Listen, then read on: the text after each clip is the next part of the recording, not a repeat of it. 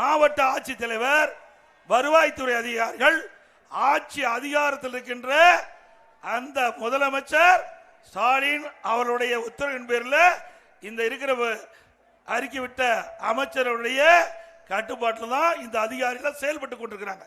ஆக வாக்காளர் சேர்த்தல் நீக்கல் பணி மாவட்ட ஆட்சித்தலைவருடைய அந்த அதிகாரத்துக்கு உட்பட்டது. அப்படி நாமளாம் ஆட்சி அதிகாரத்தில் இருக்கிறோம், நாம் எப்படி போலி வாக்காளர் சேர்த்த முடியும்?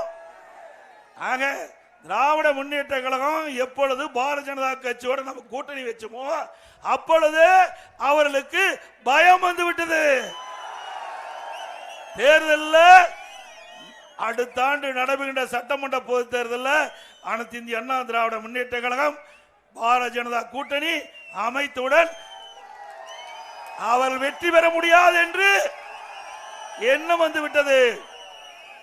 அதனால் தான் மடைமாற்றம் செய்வதற்காக இப்படிப்பட்ட அறிக்கை வெளியிட்டிருக்கிறார். திரு துரைமுருகன் அவர்களே, சிந்தித்து பார்க்க வேண்டும். ஆட்சி அதிகாரம் உங்கள் கையில் இருக்கின்றது. நீங்கள் தான் போலி வாக்காளரை சேர்ப்பதற்கு துடித்துக் கொண்டிருக்கின்றீர்கள். இன்றைக்கு பார்த்தீங்கன்னா சென்னை மாநகராட்சியில் இது ஆதாரத்தோட பேசுறேன். உண்மையிலேயே தில்லு திராணி தெம்பு இருந்தா இதற்கு துரைமுருகன் அவர்கள் பதில் சொல்ல வேணும்.